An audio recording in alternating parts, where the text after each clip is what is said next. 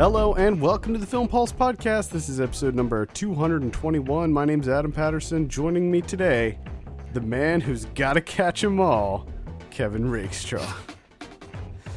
Remember Mighty Beans?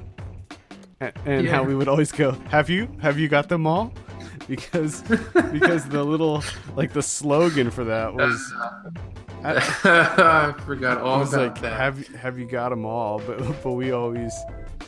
Have you got them all? Mighty Beans. So what do you think about this Pokemon Go craze? I don't know what it is.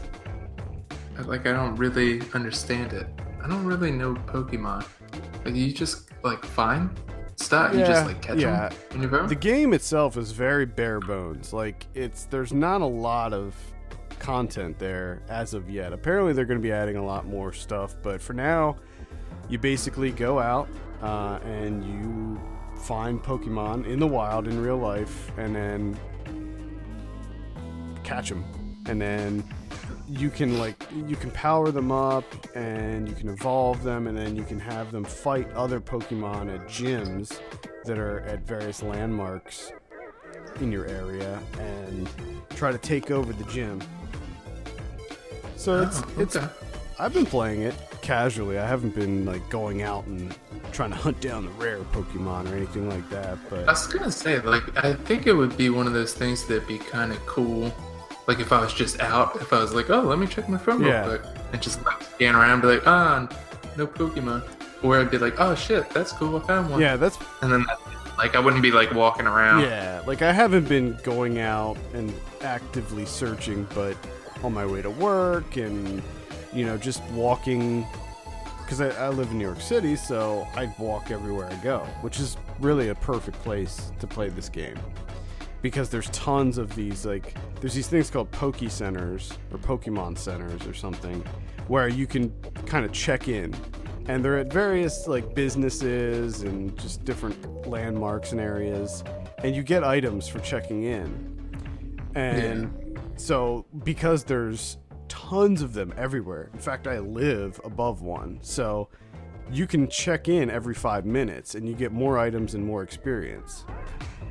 So because I live above a Poke Center or Pokemon Center, whatever they're called, I can just continuously check in and I get tons of the balls that you throw at the Pokemon. So I don't have to I'm never going to have to pay real money for any of these items. Yeah, so you're literally you stumbled upon a cheat code. Yeah, essentially, you're just tapped into the core.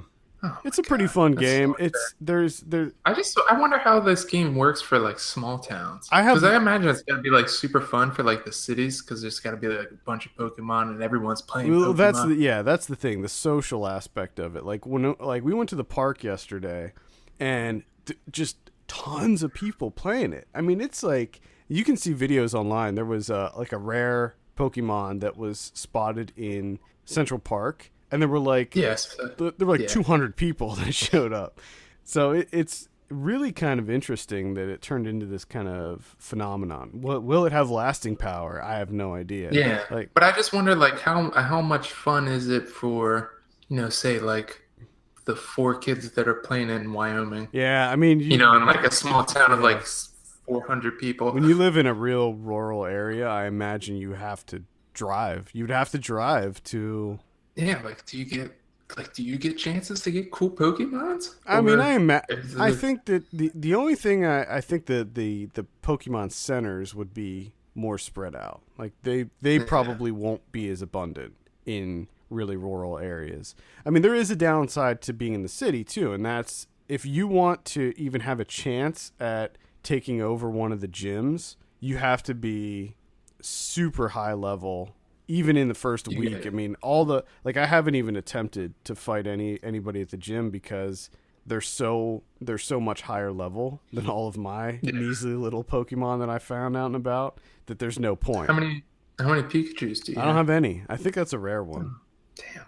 I found like 40 of them though. I have a decent number, but I mean, there's people that have been really going at it hard, and they got tons of them already. One of my coworkers he's like at level 18 already or something, and he's got tons of them. At any rate, we're here to talk about movies. This week on the show, we're going to be reviewing Ghostbusters. That's right, we're going to be reviewing a new movie that is hitting the multiplex this weekend. This is rare. It's a bit of a change. Yeah. We're also going to be reviewing Sono's new movie, The Whispering Star. That's going back to our typical reviewing a movie that you will never be able to see for like 5 years. This movie is screening at this year's Japan Cuts Film Festival, which is a Japanese film festival here in New York. We're going to be doing part 2 of that next week, so you can look forward to that. Lots of Asian films that we're going to be looking at for that. We'll also be talking about some other stuff we've been watching on the watch list, movie predictions, new on video on demand, Blu-ray releases. I was thinking we could just jump right into Ghostbusters, since that's the one everybody's talking about right now, other than Pokemon. I mean, is there enough room for more opinions on the Ghostbusters? We're going to try. We're going to certainly try. So this is directed by Paul Feig. I have a synopsis here. Following a ghost invasion of Manhattan, paranormal enthusiasts Aaron Gilbert and Abby Yates, nuclear engineer Jillian Holtzman, and subway worker Patty Trollin band together to stop the otherworldly threat. This film stars Kristen Wiig, Melissa McCarthy, Leslie Jones, Kate. Who am I missing? Kate McKinnon. Sorry, I'm drawing a blank. Lots of other notable cameos and small roles in there too. The opening scene with Zach Woods was priceless, in my opinion. As Zach Woods is the tour guide. So I guess maybe I'll start it off. Let me start this one off, if you don't mind. Okay. By all means. I liked Ghostbusters a whole lot. Now, I had no thoughts about this when going into it. I had no preconceived notions. I read no reviews. I didn't know anything about it. I had no opinions going into it. So I went into it with a relatively open mind. Now, I am a big fan of the original Ghostbusters movies. And the whole female Ghostbusters thing was a complete non-issue for me. I've said it before on the show. I think it's ridiculous, anybody that was complaining about that, because this is a separate movie. It's essentially a reboot. Just come off of it. Who cares? Who cares? They're women. And that's all I'm going to say about it.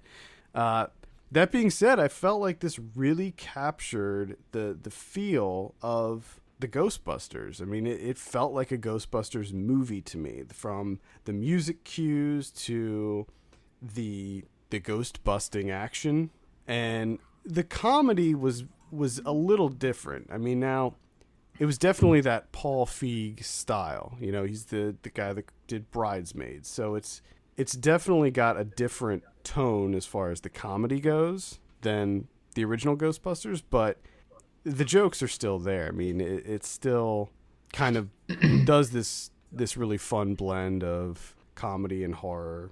And I got to say, I was laughing a whole lot during this movie. I thought a lot of the jokes landed. Some didn't. Some of the jokes were eye-rollingly terrible. Mm-hmm. Mm-hmm. I mean, like, really bad. But for me, the good far outweighed the bad, and I came away from this having a lot of fun. Had a blast with Ghostbusters. Oh, well, that's good. I'm glad you did. I didn't like Ghostbusters. Didn't like Ghostbusters. I'll just jump straight to it.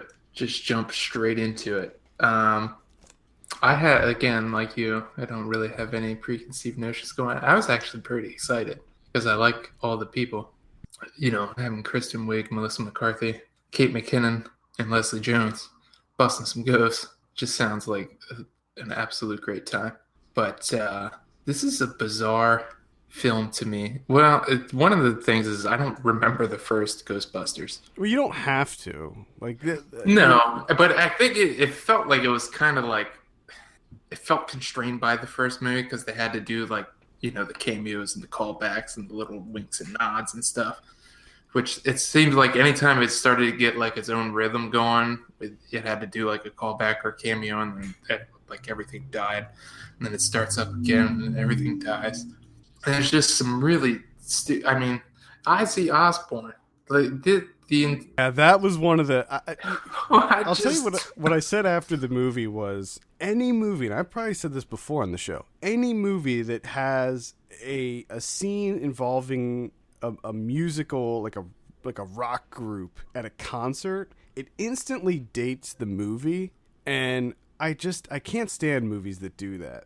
it was awful. And I mean, there was some, but that whole chunk, that whole sequence really is just, it's so bad. It's just really bad. the only part of that I liked is when the ghost was on Leslie Jones's shoulders and her reaction. I liked the fact that it got Neil Casey when he's walking through the crowd that he's like, I'm gonna enjoy this metal or whatever he says. And then Leslie Jones being downstairs when she walks into the mannequin room and she says, room full of nightmares. Nope. And then turns around and walks out. Like, I like those things, but it's just like they kept cutting to like the guys, whatever that group was I don't even know. Like something with Mayhem I have or no something. idea who they were. Which I'll get back to that in a little bit, but they kept cutting like back to them, and then they would cut back to like what them walking through the halls and stuff and trying to find, and it was just so. To me, the biggest thing outside of just there's some really really terrible jokes in here, like you said, they're so bad. But the editing in this movie is horrendous.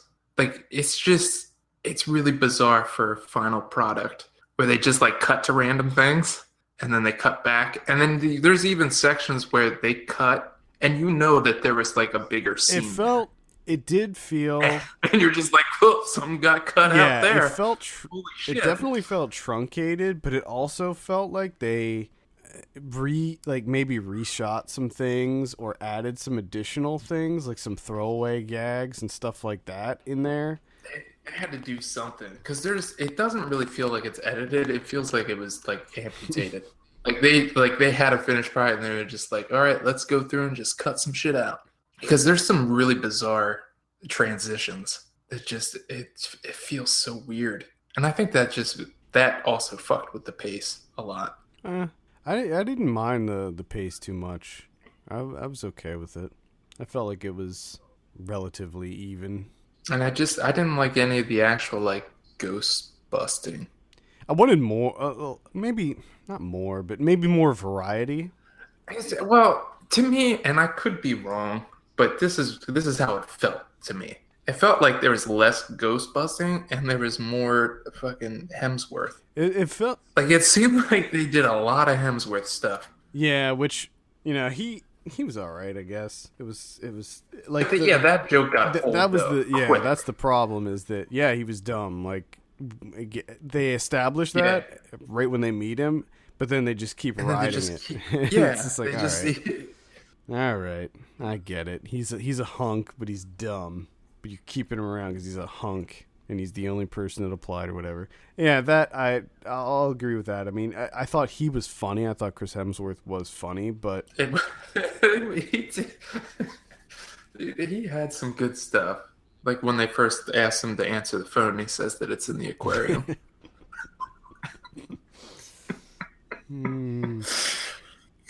Goodness gracious. And that was kind of what did it for me. It was that I just had a really fun time with this movie. I wholly recognize that there are some flaws with it, but I still had a lot of fun. I laughed a lot in this. I thought Kate McKinnon, although was horrendously underused, was hilarious. Oh yeah. She didn't even have that much dialogue at all, but she was really funny. But she is absolutely hilarious. I just wish this movie, because the way I think back like I said, there's not that much ghost busting. It seems like it's all kind of heavy on the Hemsworth stuff with that joke. That joke plus the delivery joke with the wontons and stuff, they just kept going back. I think they came back to that 5 or 6 times. That one worked for me. I laughed. I mean, laughed at that the one did kind of joke.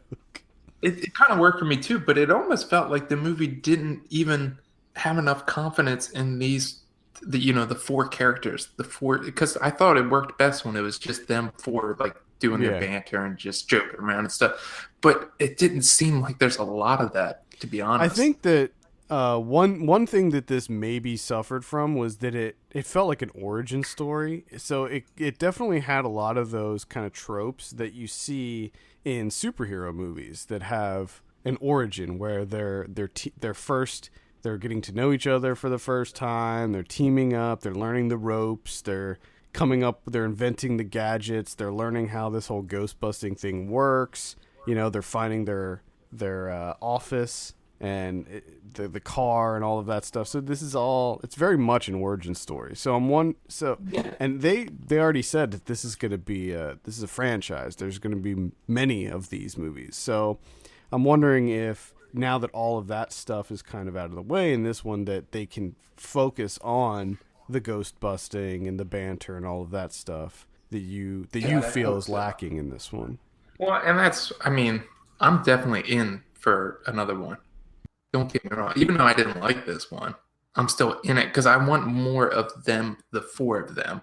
I want it to be heavy. Right. With them just doing their thing. I don't want this other... I don't need Dan Aykroyd popping up and Bill Murray popping up and fucking Ozzy Osbourne and some mayhem metal band. It sounds like absolute shit doing like half of a song. I don't want that shit. I want the four Ghostbusters. I want them, and I want them doing things. And they don't even really have to do much. They can just be working on like new gadgets and shit. As long as you got Kate McKinnon like lip syncing to some songs, I'm in. Mm-hmm. Let's do it. She does the stairs thing. Great. Yeah. They just shoot guns in the back alley. Fine with me. Let's just do that for like 2 hours. I don't need this extended like, oh shit, it's Slimer. Cool. Slimer doesn't fucking make sense, okay? Because all the other ghosts are real people. What the fuck is Slimer? The Slimer never made any sense. And why are there ghost balloons? I don't understand how ghost balloons work. I don't know. But I did like that Kate McKinnon made eye contact with ghost balloons. That was funny. Everything Kate McKinnon did was funny. Just absolute hilarity. Yeah. Good Lord.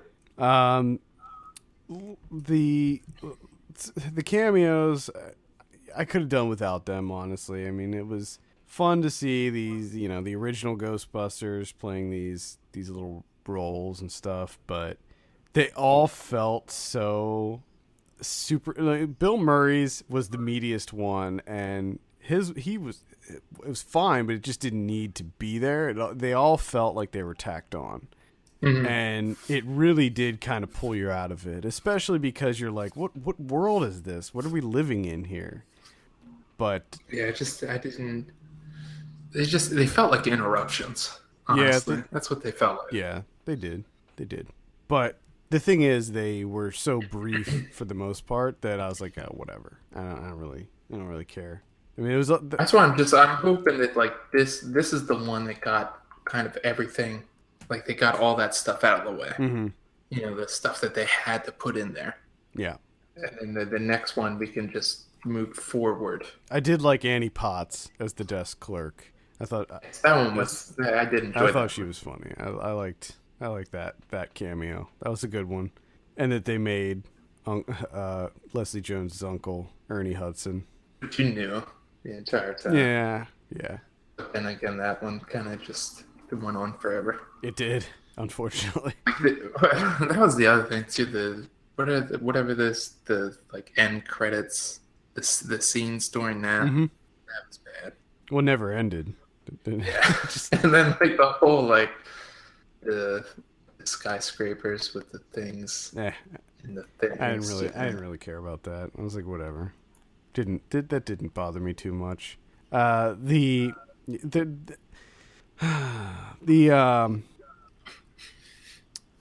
shooting the ghost in the balls joke was bad.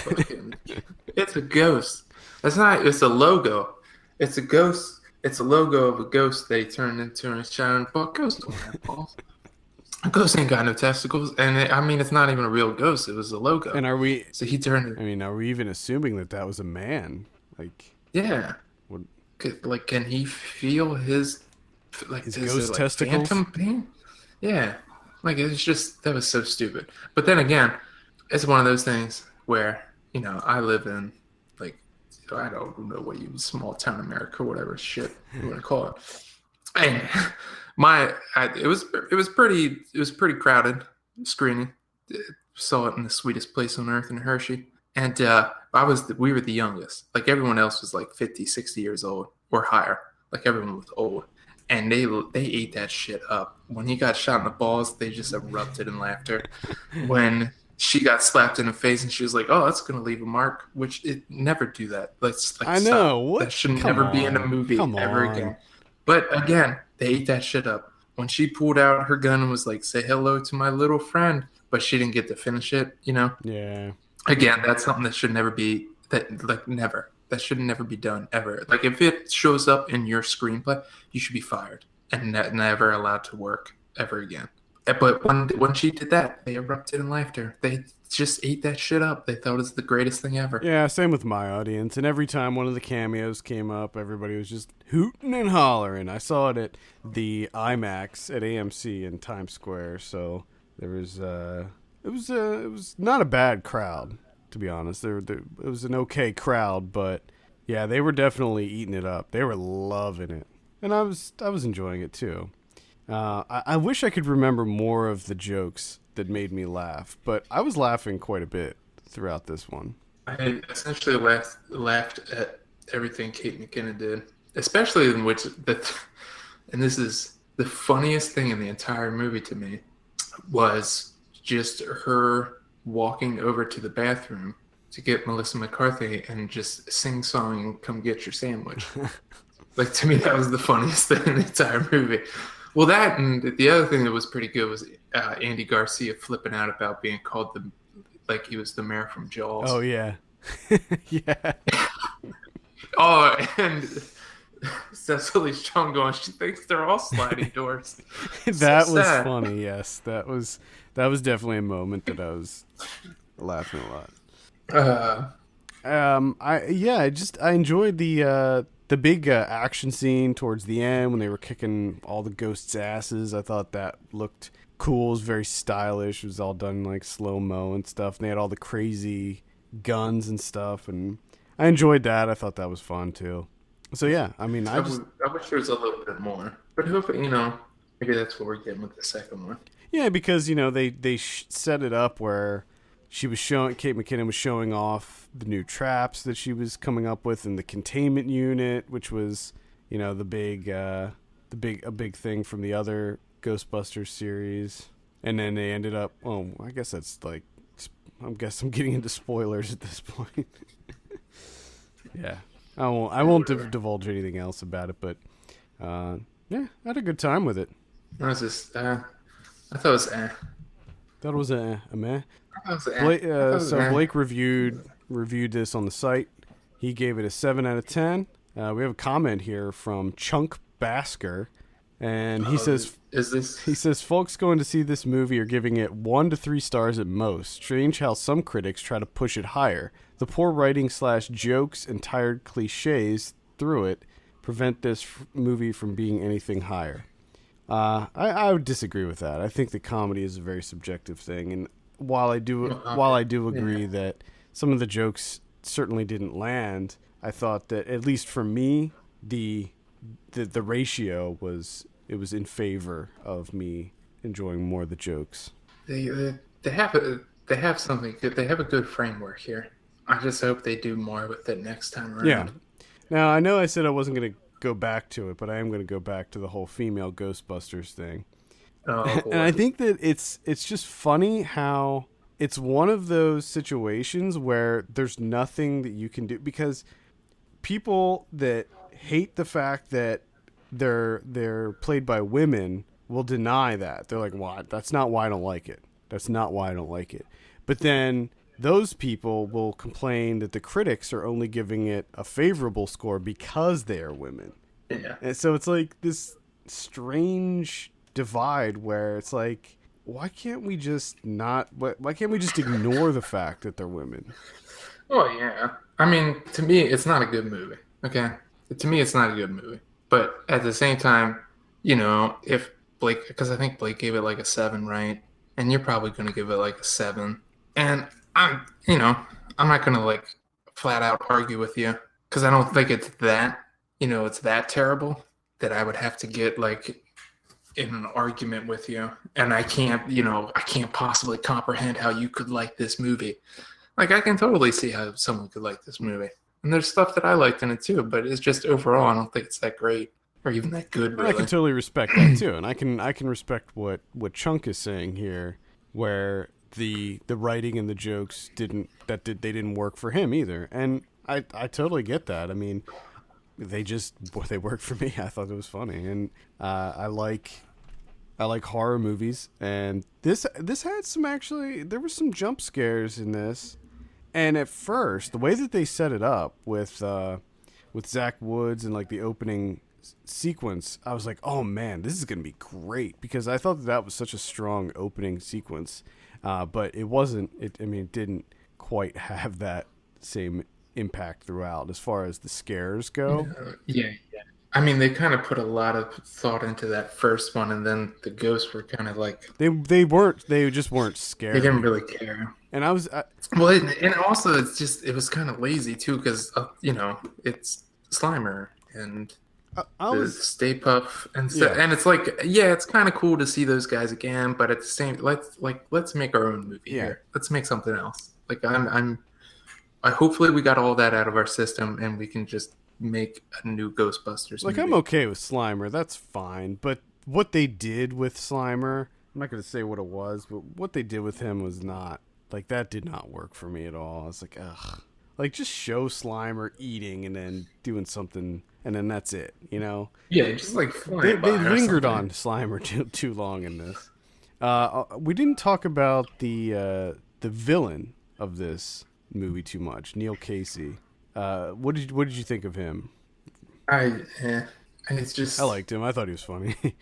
I thought he was pretty good, but it just seemed again, there just seems like there's large chunks of this movie missing.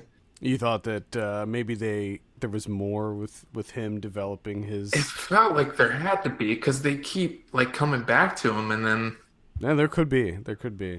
Well, and then there's so many weird, like, towards the end or whatever, where Hemsworth is like laying on the ground, and it just cuts to him, and he's like, ice cream. And then it just cuts back to like them standing there. And it's like, there had to be more to that, right? Like, why did we just cut to Hemsworth saying ice cream? Like, why did we leave that in? Yeah. If we cut out something else that was it, let's just cut out the entirety of it. Yeah. Like, I don't need Hemsworth going, ice cream.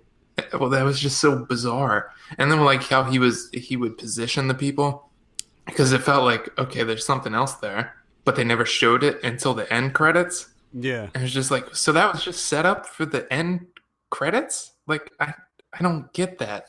It was kind of bizarre. It's just really weird editing to this movie. Yeah, it was a little odd. Which I gotta imagine a lot of it is studio.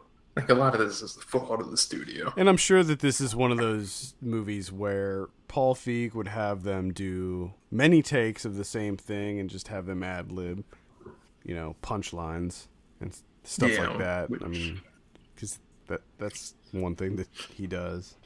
And it works occasionally, but some of the times it doesn't work. It's like, oof. Yeah. Because that's like one of the main things that fucks with the pace, too. Right. It's just like, holy shit, you guys are lingering, and you're just like trying jokes and they're not working. It's just like, let's give it up. Let's pack it up. Let's move on. And maybe that's a problem. Maybe that's going to hurt the longevity of this movie. Like, this will never have the lasting power that the original two Ghostbusters movies did. And maybe that's just because the comedy style of this movie is very contemporary. Like, this is kind of the trending comedy style that's happening right now. Well, yeah, but it's also bizarre that because it's kind of like, because it's kind of both. It's that contemporary where every scene feels like an improv, just like, let's banter, see if we come up with some funny stuff, some funny bits. And then you have that forced humor too, where it's like, oh, we're going to do that where she gets slapped in the face. Yeah. It's like, oh, it's going to leave a mark. It's like, holy shit, we've been using that for like 25 years. Cool. Bruises are funny, I guess. I don't even understand how is that a joke? How does that work as a joke? Like, it's going to leave a bruise. Yep. probably. Like, how's that funny? I don't understand how that's funny. I never understood that joke. That's gonna leave a mark joke. I never got that.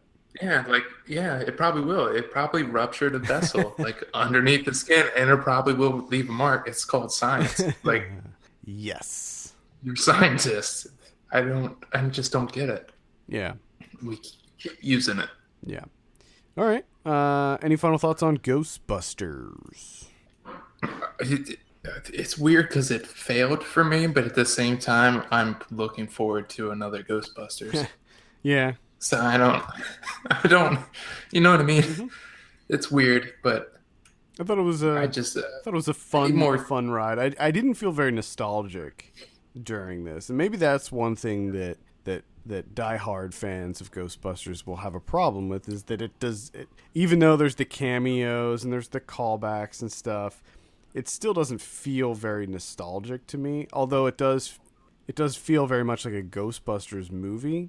There's something about the tone and the comedy that's kind of its own thing. So I didn't feel that kind of nostalgia watching it, but I that's okay, because to me this is something completely different. Now, if they were making Ghostbusters 3 and they had the original cast in there, then it would be different. Then I would be looking for that nostalgia. I'd be wanting that.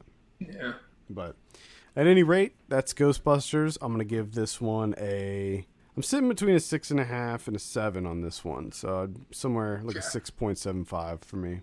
Okay, I could go like a 4.5. There we go. 4.5. Woof. I just, I mean, this thing is... He fucking hated it. No, like, it's not a good movie. I was somewhat entertained, but it's not a good movie. I'm sorry. It's just not good. I mean, like, it's not, and it's one, like, again, it's just, like, the editing, it's just, like, that's not a final product. Like, come on. Like, I feel like that, I came down hard on, like, The Burden of My Company. Remember back when we did that one, it's like, it's not really, like, his editing was better than this movie. So he did a better job editing his movie than fucking Ghostbusters. I don't know about that. I didn't see any kind of like weird audio sync issues and strange like leftover frames. I just mean, it didn't just cut to like some guy that's like ice cream and then it cut back to like the main action. It's like, okay, something about ice cream. Like maybe we'll get more of that in the second one. I don't know. Oh my. All right. That's Ghostbusters in theaters right now. Let's move on and talk about The Whispering Star. Now, if you haven't heard of this is from director Sono. He is a very, very big Japanese filmmaker, and his latest is, well, I don't know if this is his latest. He makes so many movies that come out over here in the States at all different times. Like, they come out in different orders and stuff. This was one of the 5 that he made in 2015. And this is one of the 2 that are playing at Japan Cuts. Yeah, so we'll be covering his other one, Love and Peace. Is that the name of it? We'll be covering that one next week. So I have a synopsis for this one. A feminine android delivers packages to the scattered humans in the galaxy. With years to spare, the android and us have time to contemplate what it is to be human. Now, Kevin. Yeah. What did you think of The Whispering Star? The Whispering Star. It's quite long. Let's put that out there. It actually feels much longer than what it actually is. This was I had to take a break. This is slow. This is a slow movie. It's intentionally slow though. Yeah, let's say about an hour and 40 minutes. It feels much longer than that. It feels like it takes an eternity to get through this movie. Yeah, and I think the biggest issue is it takes, not only is it slow, but there's really nothing for like the first hour. Yeah. I think after like an hour in, it was like, okay, we're actually getting, not only are we getting somewhere where like things are happening, but we're actually getting somewhere where like the visuals actually get interesting. And then the main thing is like there's actual like some contemplation, like some like actual dialogue that discusses, the contemplating what it means to be human. Like up until that point, there's just nothing. Yeah. It's just the robot keeps saying the same thing over and over again. She mentions some things, but most of the time it's just like her cleaning. So and doing that. It's like, so you got holy the shit. the Gene Dealman reference. I mean, yes, but it wasn't even, at least the Gene Dealman. Yes, it's monotonous and but there's a point to it, and there's also, it was at least visually interesting. This is like nothing to it. It's not visually interesting. It doesn't really seem to have too much of a point. It's like nothing for like an hour until we finally start doing something. Well, I think I definitely disagree with you on the visuals. I thought it was very, very visually arresting. Well, this is what I'll say, because maybe I wasn't 100% clear. You meant just the beginning part. Yeah, where she's up to like that hour. Once you get past that hour, it's like, holy shit, okay, it gets very, I mean, the visuals are fantastic. Cinematography comes to play. We start visiting the different, the way he sets up shots and everything. Everything it kind of explodes on you. But it's just that lead up to that. It's really rough to sit through that first hour. It's a slog, but I think that you're supposed to feel that. You're supposed to feel the monotony of her life. She's in this, what is basically it's like an RV. It's like a trailer, like a double wide. It's like a flying double wide spaceship. And she just does the same thing over and over and over again. She cleans, she makes some tea, she talks to the robot who's crazy. Or not the robot, but the spaceship itself, the computer. Yeah, I mean, he's not 100% crazy. He's just, he's looking in the wrong direction. And then it's just that over and over again. And then finally she does land on a planet and starts delivering these packages. And I will agree that that's when it opens up. That's when the whole film opens up. And I gotta say, like, at first I was interested in it, but yes, I was feeling the kind of, I was getting uneasy, or impatient, I guess, because it was so unbelievably slow and monotonous, and just the tedium of that opening. Yeah, you're just like, is anything ever gonna happen in this? But when it does, to me, it made all of that tedium kind of worth it, because I thought it was just, I was kind of blown away with the visuals. I thought it looked fantastic, shot in black and white, and he shot all of the exteriors are done in, he actually did it in Fukushima, which is still kind of a nuclear wasteland in real life. So you had that kind of setting of almost a post-apocalyptic world where it's just barren and there's nothing there, but there's like remnants of humanity there. And I gotta say, I pretty much I loved this movie. I would never be able to watch it again, but I was pretty enamored with it the whole way through. Wow. Yeah, thought it was pretty fantastic. The can on the shoe, and that's one thing about, like, although the beginning is visually, like, because at first I was like, oh man, this movie looks great, but then it's the same thing for an hour, so that kind of wears off. But the sound in this movie is so precise and crisp that the sound alone had me kind of, it drew my attention constantly. So anytime I would be getting like a little bored or starting to have it start to lose me, there'd be something that would happen that would kind of draw my attention back. And usually that was some kind of very precise sound that occurred. And I thought that was a really, really strong aspect of it. I liked there's one scene in particular. This is just a little, I don't know, just I think it happens one time, and it's a shot where she's messing around with a recorder. She's basically recording. She's doing like an audio log through her trip, because it takes like 10 years. She's on this thing for like 14 years to deliver these packages. It's crazy. And she does these audio logs, and there's one shot where the camera is underneath of the audio recorder, and they like they set it up so that it was like clear. And I thought that was a really creative way to show that. Plus the fact that she's powered by AA batteries.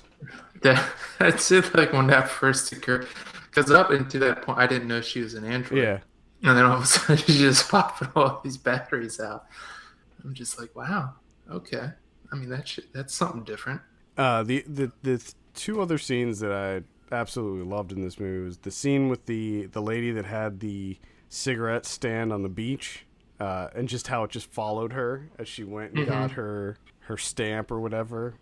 And then the final one was the final package she delivered in that hallway with all of the people.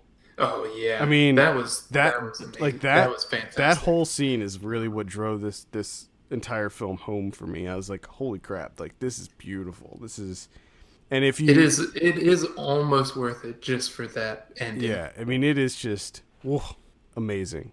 If you see that documentary, she and Sono, they follow him when he's shooting that scene, so you can kind of see how he did it. Yeah. Yeah, because it looks like because everything's silhouette, so it almost looks like cutout animation. Yeah, it looks like it's animated, but it's actually those like the objects and stuff and the people. That's all real. Like he had actors behind the sheets. And it looks like what's her name? Lada Reniger. Looks like her films, her cutout animation stuff that she did.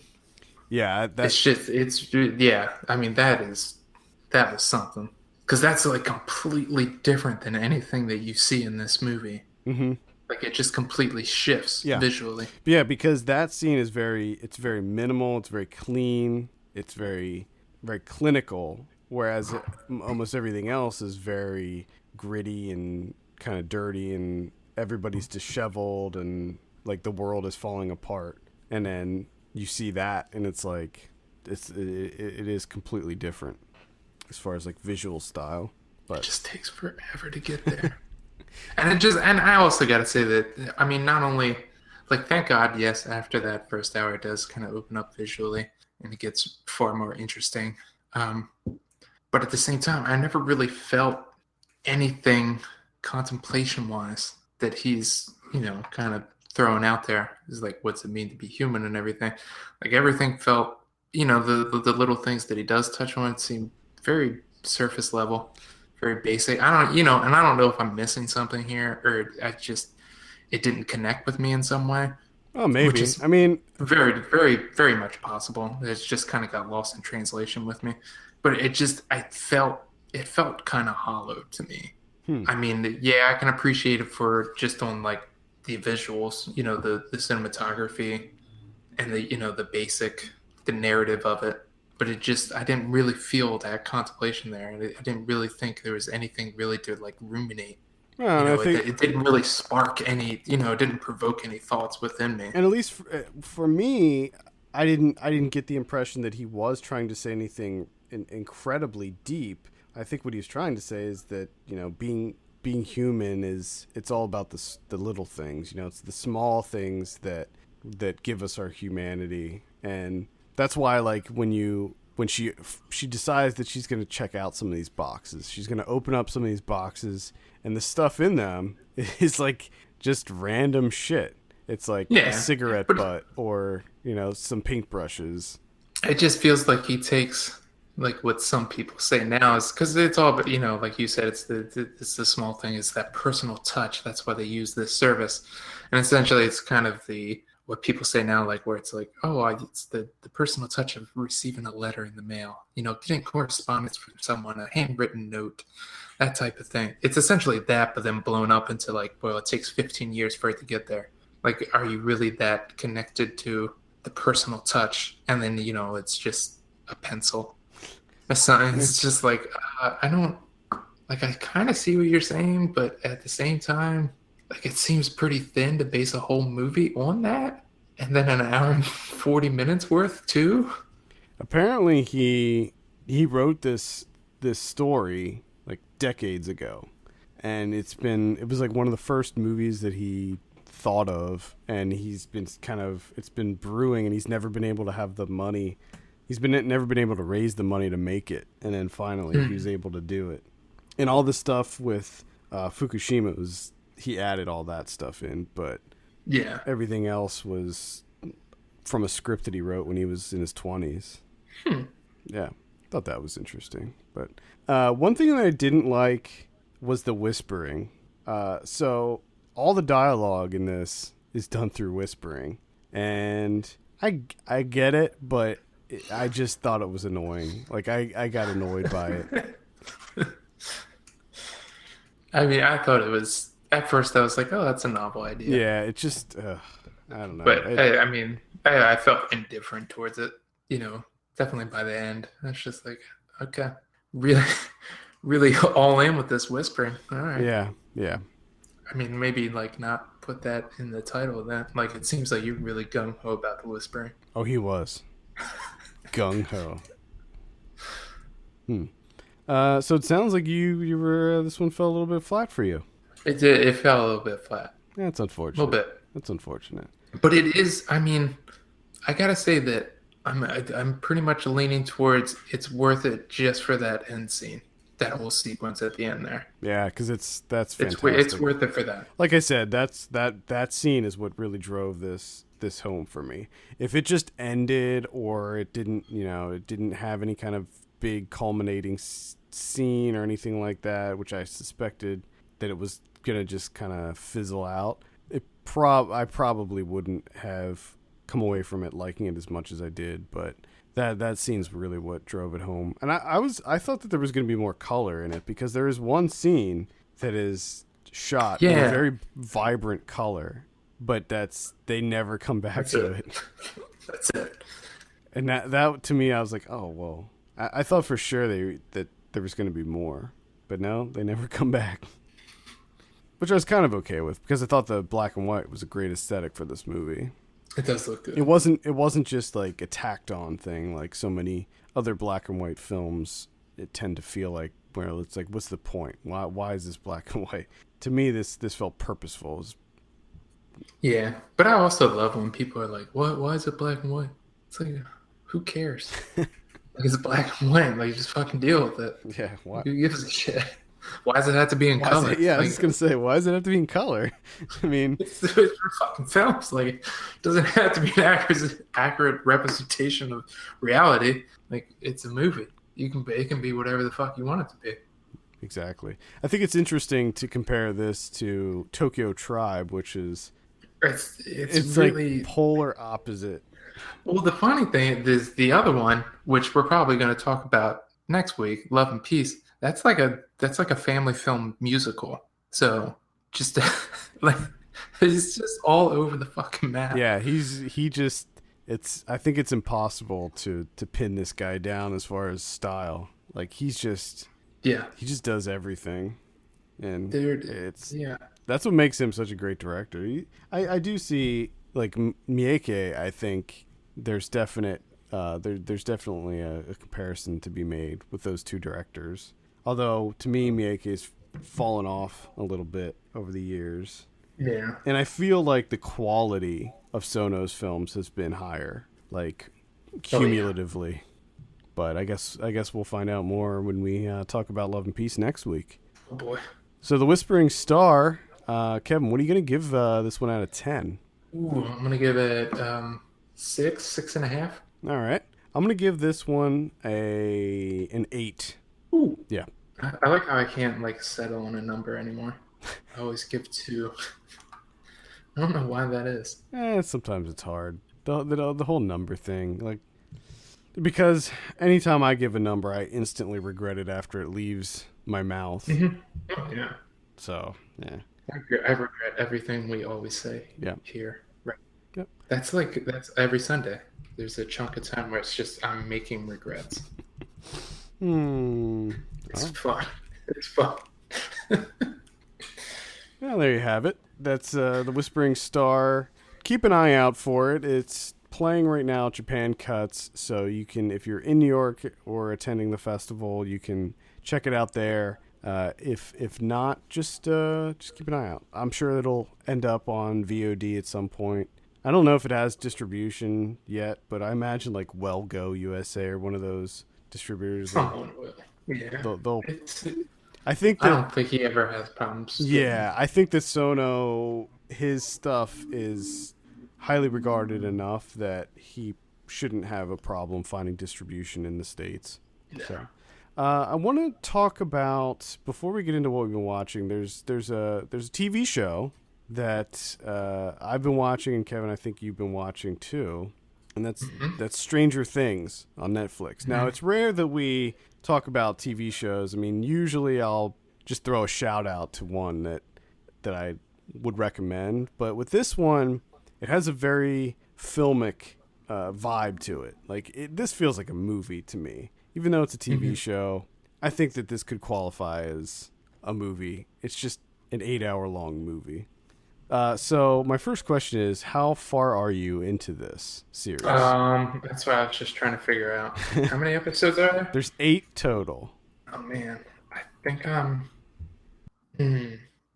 6 deep. I think I'm 6 deep. I think that's where I'm at as well. So neither of us have finished the series as of yet. So just keep that in mind. I feel bad because I already feel like I'm too deep. Like I burned through them a bit too quick. Mm-hmm.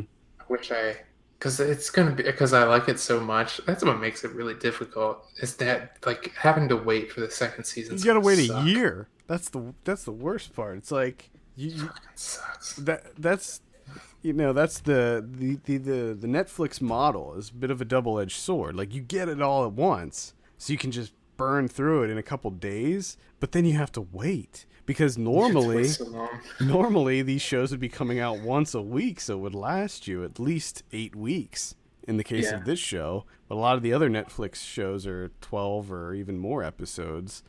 So it's like, yeah, it definitely sucks in that regard, but I can't stop watching it because it's so good. It is. It's really good. And I mean, it's kind of derivative of a lot of things. And it's just fun. It's intentionally derivative. I mean, I don't think that they're making any, like, some of the stuff is so on the nose that there's just no way that they're not making direct references to these things. Like the posters, like the Thing reference. I mean, even in that reference, they even mention it. Like, they talk about that movie and stuff. And there's like a Stephen King reference, and it's absolutely derivative, but in the best way possible, I think. I think just to step back a little bit, if you're not familiar with this series, it's about a group of kids who one of their friends goes missing, and there's this kind of search. There's this mysterious government facility like on the edge of the town in the woods, and then all of a sudden this strange girl appears, and she kind of befriends the boys and helps them. She has powers. It turns out she has telekinesis and telepathy, and she sort of helps them try to find their missing friend. And if you're familiar with any Amblin films, this is the most Amblin movie that is not Amblin I think I've ever seen. I mean, it takes place in the 80s, 1983 actually. It's actually like it's 4 days. 4 days. Yeah, 4 days before you were born, 10 days before I was born, and they nailed it. They nailed every single aspect. Now, there's been several movies that have come out that have tried to kind of capture that Amblin vibe. I think the one that sticks out is Super 8. That one got pretty close, but I don't think it really did it as well as this. And I think the thing that really helps with this show is that the kids, the group, the three, Mike Wheeler and Dustin and Lucas, these kids are awesome.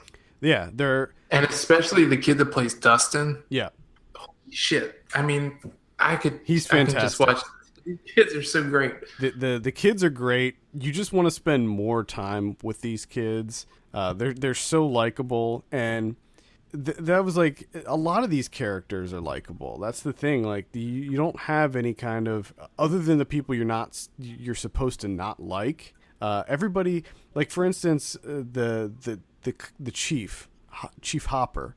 This guy, when he's first introduced, you think to yourself, "Oh God, this guy's he's gonna be a schlub. He's gonna be the classic inept, sheriff in the sleepy little town that is in way over his head." But it is not like that at all. It's so funny because that completely subverts your expectations. Whereas I think a lot of the other aspects of this completely feed into your expectations. Mm-hmm. Like I could totally see where it was going. Like, the main kid has an older sister, and right off the bat, I was like, well, she's going to join up with them at some point.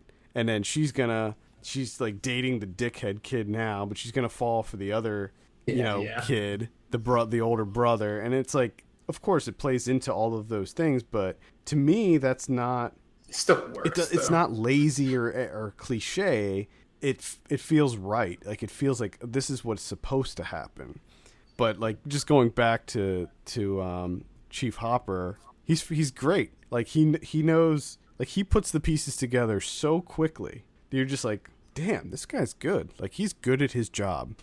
And I always like it when cops are good at their job in movies. I guess in real life too. But Winona Ryder plays the mom of the missing boy, and she does a great job. I can't imagine the emotional toll that this show had on her, because she just has to be hysterical nonstop almost. Yeah, she's just a ball of emotion through this whole series. Yeah, it is kind of it's just, oh my goodness. It can be a bit much at times. Oh yeah. It's just like, I need a break. Can we cut to someone else? Well, yeah, and that's. Can we get back to the kids? And I guess that's one of the benefits of being a TV show, is that it affords them the ability to have multiple plot lines happening concurrently, and it allows them to spend time with and develop these threads. So as soon as Winona Ryder starts to overstay her welcome, and I don't mean like the actress, I mean just the character and how she's a little bit, she's overwhelming. They cut to, the boys and working with Elle and them trying to figure out where their missing friend is. And they nail everything from the title cards to the music. All, like, there's pop culture references in here, but they don't hammer you over the head with them. They're subtle enough that they feel right. Like they feel like, yeah, that makes sense. There would be, this kid's into like the Clash and stuff, and he's a little bit of an outsider, so it feels right that he'd have an Evil Dead poster on his wall. Yeah. And it's just, it's fantastic. Like I can't wait to finish it. I'll probably finish it tonight, actually. I would also just like to point out that the kid that plays Mike Wheeler, his name is Finn Wolfhard, which that might be the greatest name I've ever heard in my life. It is a great name. His last name is Wolfhard. Wolfhard. Finn Wolfhard. Finn Wolfhard. Good Lord, that's amazing. Yeah. Lots of references in this. I mean, everything from E.T. to Poltergeist to The Thing. It's as a fan of those types of movies, whereas, Ghostbusters didn't make me feel nostalgic, this show makes me feel extremely nostalgic. Yes. It's great. And I can't speak highly enough of the Duffer Brothers who created it. It's fantastic. I pretty much just want to stop recording and go watch this. Yeah. They've only done really one other thing, and that's a horror movie called Hidden. Yeah. That came out last year, which I did not see, but now I'm like, did I see it? No, I didn't see it. But now I'm like, kind of, I want to check this one out. Yeah. So, yeah, if you have a Netflix subscription, absolutely check out Stranger Things, because it is It is really, really, really good. And they're already talking about the second season, so it's going to be coming back. Good.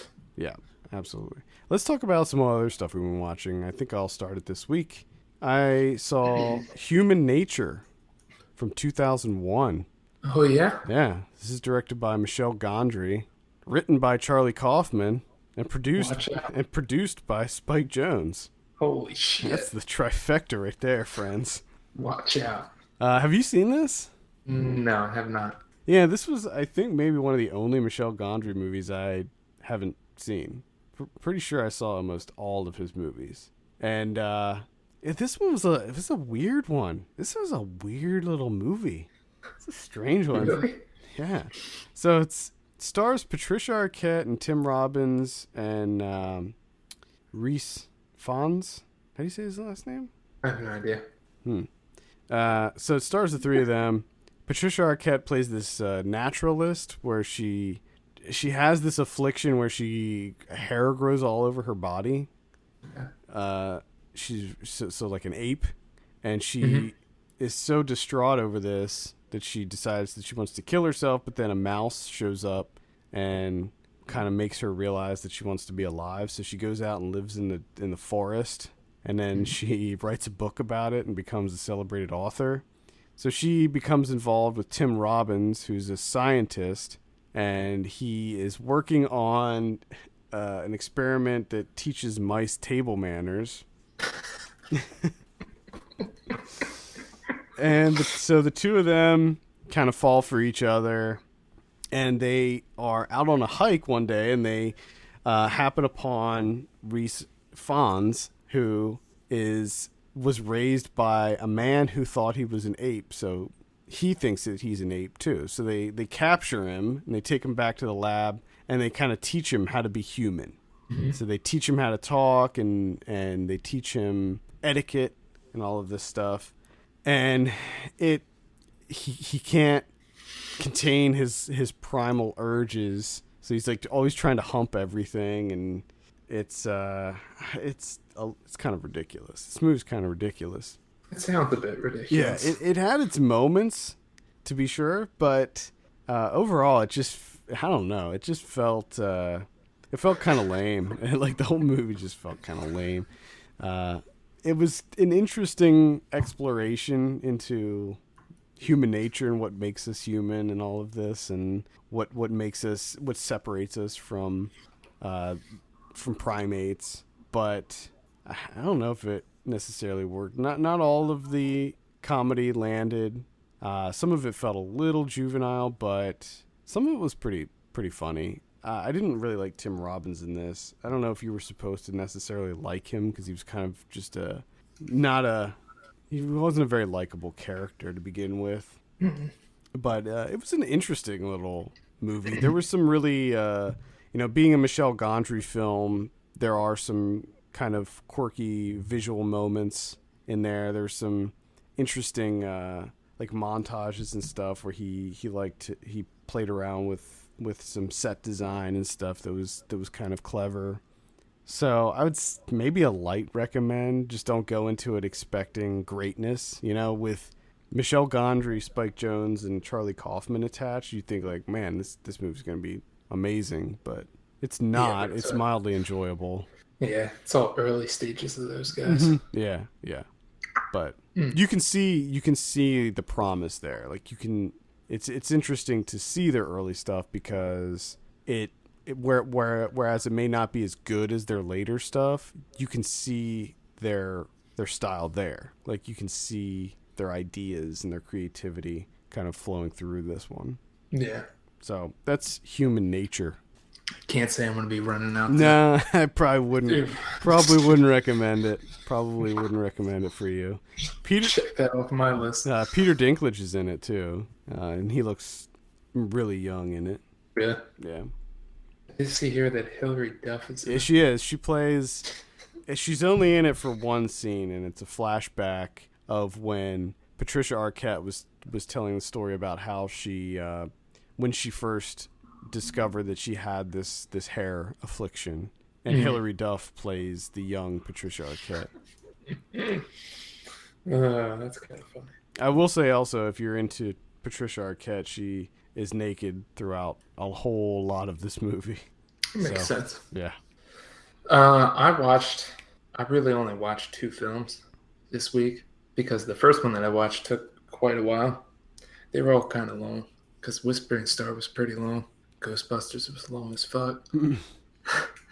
But I watched 0.5 millimeters. This is on Mubi.com. Mubi actually has, this is kind of tie-in. They had 3 films they played Japan cuts. Oh yeah, I got an email before. about that. Yeah, so this is like one of the exclusives from, I guess it played like last year or the year before or something. And it's one of those things that I kind of looked into. It seemed like everyone loved this movie, so I decided to give it a shot.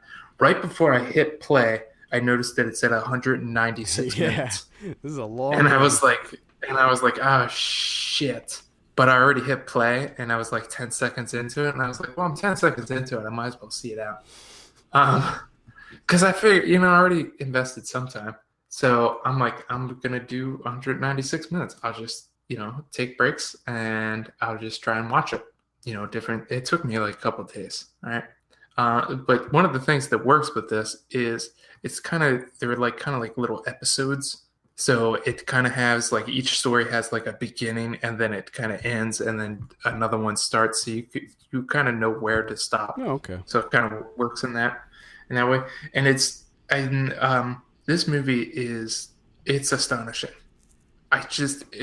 What it does is just, it kind of caught me off guard, because at first it's just full on, just like silly comedy.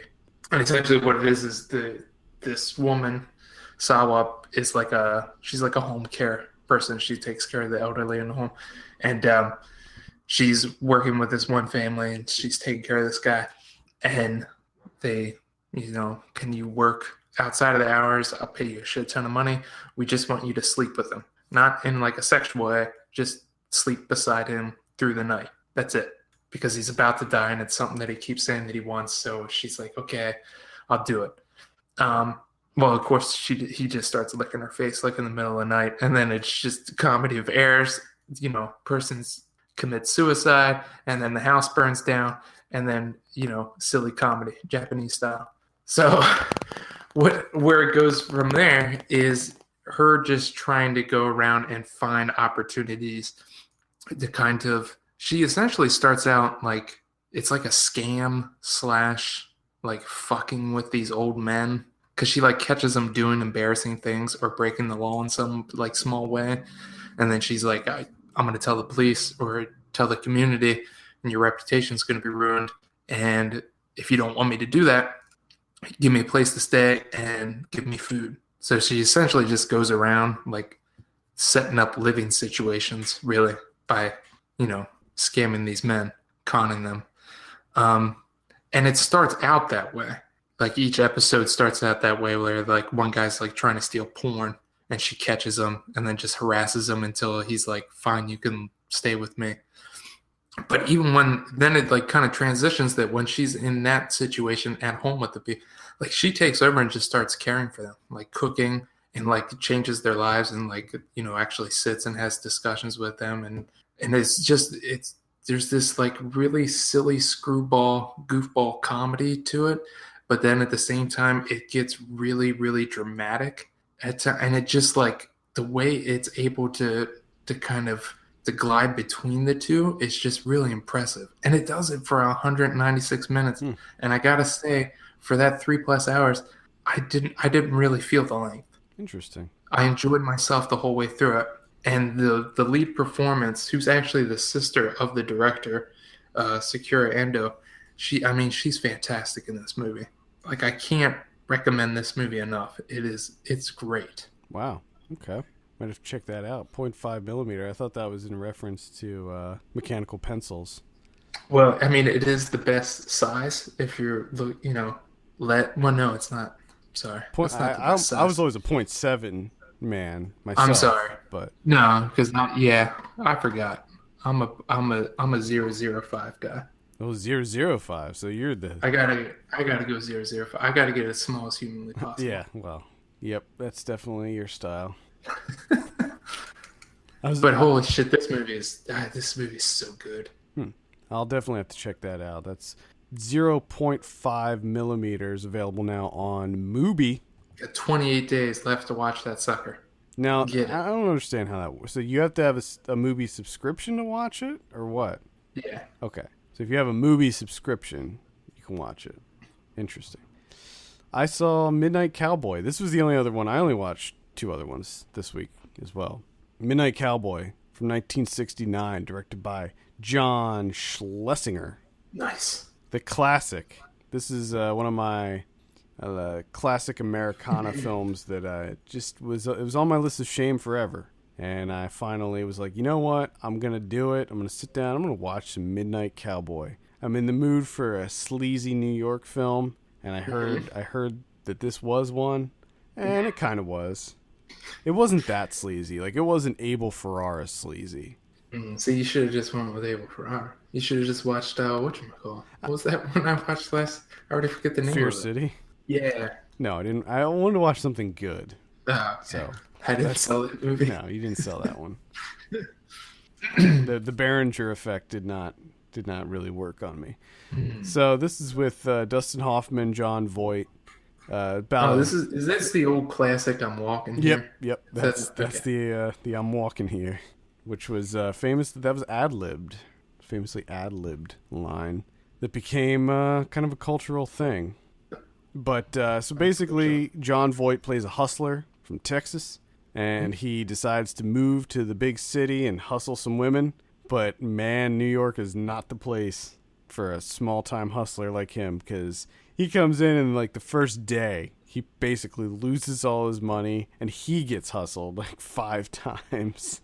Damn. And he ends up homeless, out on the street, no money, no prospects, and Dustin Hoffman takes him in, and Dustin Hoffman previously hustled him at a $40, and he decides to bring him in and try to groom him in order to benefit himself. He wants to move to Florida. That's like his dream, is to move to Florida.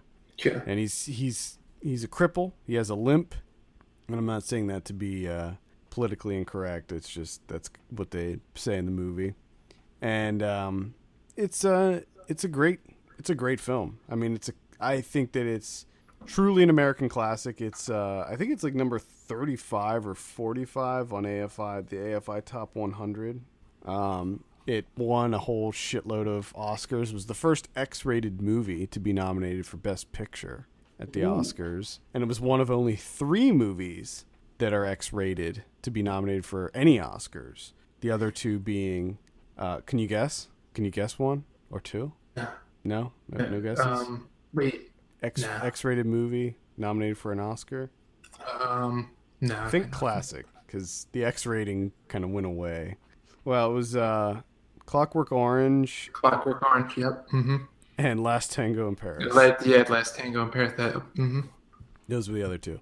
This movie, so it was X-rated, but it was later, I think in 1972, was given the R rating. So only a few years later, it was given the R rating, because it got re-released in 72, and by that point, the MPAA redid their kind of rules for R-rated movies, and this then qualified. It's really not bad. I was kind of amazed that it got an X rating, and it got an X rating because of homosexual content in it, which you know, and by today's standards and what we've seen in movies and what is okay, you know, and out in the open now, this was like not. Basically, Bob Balaban gave Jon Voight a blowjob in this. And that's really what did it. I mean, there were some other things, but that was, I think, the big scene. But at any rate, great movie. Like the cinematography in this movie is pretty out of control. I mean, it is.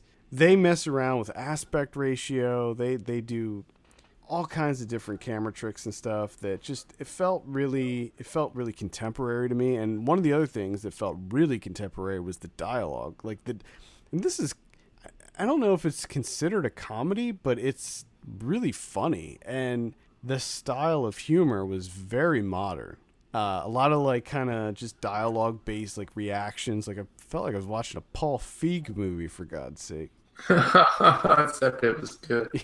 Yeah, not really, but it was fantastic. Dustin Hoffman kills it as Rico Rizzo or Ratzo Rizzo.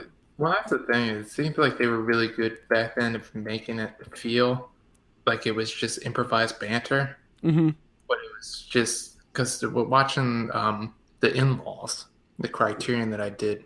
It's kind of the same way. It's like it has a really they stuck to the script, but like the comedy in it feels contemporary because it's just kind of like banter and like while stuff is happening, but they're just having like random conversations about things. Right. But it's all very tightly scripted. Yeah. But it feels improvised. It just feels natural. Yeah. And I think that probably just goes to the fact that Dustin Hoffman is amazing, and he was just incredible in this. And Jon Voight was great too. I mean, Jon Voight was just a funny character in this. And it's got like they live in a not a condemned building. They live in a condemned building, and there's no heat or electricity or anything, and it's kind of a dirty movie, but man, it's great. If you haven't seen Midnight Cowboy, highly recommend it. I don't know if this is on Criterion or not. I don't think it is. But I didn't realize that this is the guy that directed Billy Liar, mm-hmm. which is a great comedy. I didn't know that was the same guy. Yep. He did Marathon Man, too, another great Dustin Hoffman film. Sunday Bloody Sunday, which is one that I never saw, but I want to see. It's on my list. So, yeah, check it out. It's great. Have you seen Midnight Cowboy? I have not, no. Yeah, I would recommend it. I think you would like it a whole lot. I'll have to get into it then. Yeah, I think that you'll be really impressed with just the technique in this. It's interesting. This was nominated for Best Editing, although I thought the editing was really, really odd. Like, I wasn't a big fan of the editing. Did they ever, like, cut to someone, but they just said ice cream? And then it cut back to, like, Hoffman and Voight just standing there? No. Was it like Balaam was giving him a blowjob and then it just cuts to like a random guy? He's like, ice cream. Then it cut back? No. Can't say as they did that. Okay. No. But wasn't like that. It was just I guess, I mean, the editing I'm sure was very intentional. It didn't really, there were some things that I was like, like there's a scene where Dustin Hoffman falls down a flight of stairs, and the way that like Jon Voight and then this woman that is paying to have sex with him, they're standing at the bottom of the stairs, and their reaction and the way that they looked, the way it was cut, it was just felt really weird. But it was, that scene was pretty funny though. He just falls down a flight of stairs, and at first you're like concerned for him, but then Jon Voight's like, "You all right?" And it's like okay, we're not being serious anymore. Oh my. So, yep, that's Midnight Cowboy. All right, let's move on and talk about some predictions. Last week, Ghostbusters, you said 80, I said 76, actual 73. And, okay. Yeah. And The Infiltrator, you said 56, I said 42, actual 65. The Infiltrator. Next week, we have Ice Age Collision Course. How many Ice Ages is I that? have no idea. I have not seen a single Ice Age movie because they all look bad to me. The whole like Scrat, the little squirrel thing. Oh yeah, they're all about him. Like, I don't know, just none of those movies. Like those movies and the Madagascar movies, they just never. Yeah, no thanks. I don't know. They just don't appeal to me. Maybe it's because I'm not like a 7-year-old kid. But I'm with you. I'm with you on that one. So what are you thinking about Ice Age Collision Course? Oh, 60. 60? All right. I'll say 58 on that one. Then we have Star Trek Beyond. New Star Trek movie. Oh yeah? Yeah, I'm actually not too interested in this. I'll probably go see it. I liked the first two. I really did. But for some reason, it's just like, I don't really care too much about this one. It looks pretty decent. I think Simon Pegg wrote it. Oh yeah. Yeah, so I just saw that Ice Age Collision Course is 16%. Probably should have looked that up That was a before bit off. predicting. No, it's gonna get a ton of good reviews. I'm I can sure. feel it. I'm sure that it's gonna rebound. For Star Trek Beyond, I will say 68. Okay, I'm gonna say 72. All right. And then we have Lights Out. This is a horror film, low budget horror film. I'm actually pretty interested in this one. The trailers make this look really really creepy. Now, I still am pretty much done with supernatural horror movies. I didn't see The Conjuring 2, although I heard it was good. But this one, man, this one is just intensely creepy. Have you seen any trailers for this? I have not. It basically plays with the whole fear of the dark and the fact that there are like ghosts or whatever in the dark. So the premise is you have to keep the lights on to stay safe. Well, that should be pretty easy. You would think so, but who knows? As long as you pay your electric bill, you should be fine, right? Maybe. I don't know what's gonna happen. I don't know if they have enough for a full length here. I mean, obviously, you just pay your bills and keep the lights It on. might actually. I think maybe this is actually based or adapted from a short film. I think you're right. I think it is. What are you thinking on this one? I'm thinking. I think everyone's gonna go ape shit for it. It's gonna be like an 82. Wow. It's not actually going to be good. I don't think people are gonna go ape shit. I think Oh, really? nah. Okay. I don't. I think I'll enjoy it, but I'll say 42 on that one. Ooh. In limited release next week, we have Absolutely Fabulous, the movie. AbFab coming back. I have so many memories of Absolutely Fabulous. Of being absolutely fucking annoyed. But Is all hell. yeah, because during the summers I would be all excited. I'd sit down to eat my lunch. Yep. I'd turn on Comedy Central, hope to get some Kids in the Hall or some SNL, and it would be AbFab. And it would be AbFab for like the next 7 hours. It would be nothing but Absolutely Fabulous for like 10 hours. I'd be like, what is going on here? And that terrible song, the intro song, the Wheels on Fire. You know the one I'm talking about. I want to hear you sing more of that song. I don't even know if those are actually the words. I think those are the words.